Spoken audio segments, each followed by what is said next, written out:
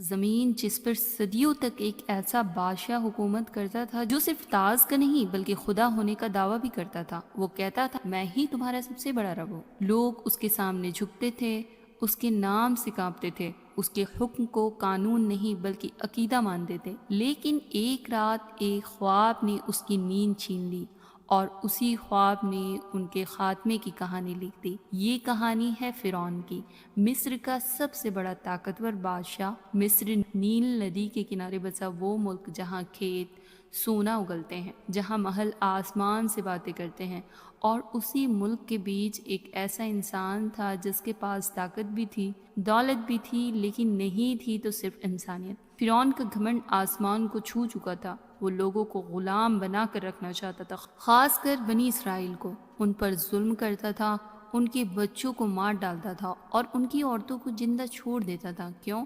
کیونکہ اسے ڈر تھا، ڈر ایک بھوشیوانی کا، ڈر ایک بچے کا جو اس کی سلطنت کو ختم کر دے گا۔ ایک دن اس نے اپنے درباریوں سے کہا، ہر اس بچے کو مار دو جو پیدا ہو۔ ماؤں کے دل چیر دیے گئے، بچوں کو چھین لیا گیا، لیکن جب اللہ کسی کو بچانا چاہتا ہے تو دنیا کی کوئی طاقت اسے ختم نہیں کر سکتی۔ اسی دور میں ایک بچے کا جنم ہوا جس کا نام تھا موسیٰ علیہ السلام۔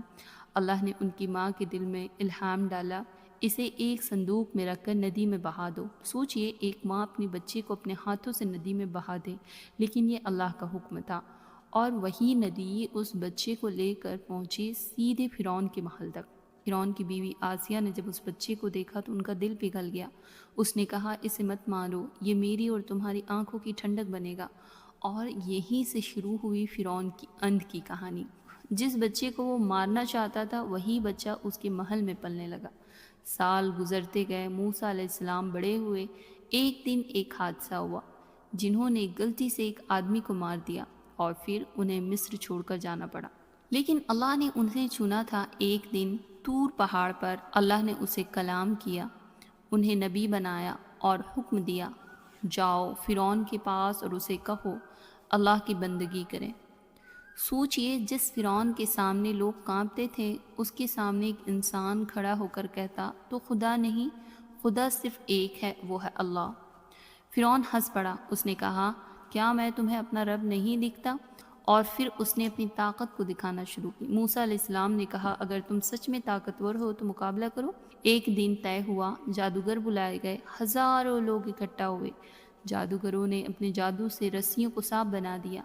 لوگ ڈر گئے، لیکن موسیٰ علیہ السلام نے اپنی لاٹھی پھینکی اور وہ لاٹھی ایک اصلی اجگر بن گئی جس نے سارے جادو کو نگل لیا۔ جادوگر سمجھ گئے یہ جادو نہیں ہے، یہ اللہ کی طاقت ہے، اور وہ سب سجدے میں گر گئے۔ فرعون غصے میں پاگل ہو گیا، اس نے کہا، میں تمہیں سزا دوں گا، تمہارے ہاتھ پیر کاٹ دوں گا۔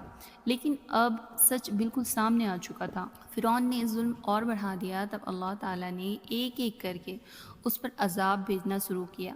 کبھی ٹڈیوں کا حملہ، کبھی خون کا پانی، کبھی مینڈکوں کی بھرمار۔ ہر بار فرعون کہتا، دعا کرو میں مان جاؤں گا، لیکن جیسے ہی عذاب ہٹتا وہ پھر مکر جاتا۔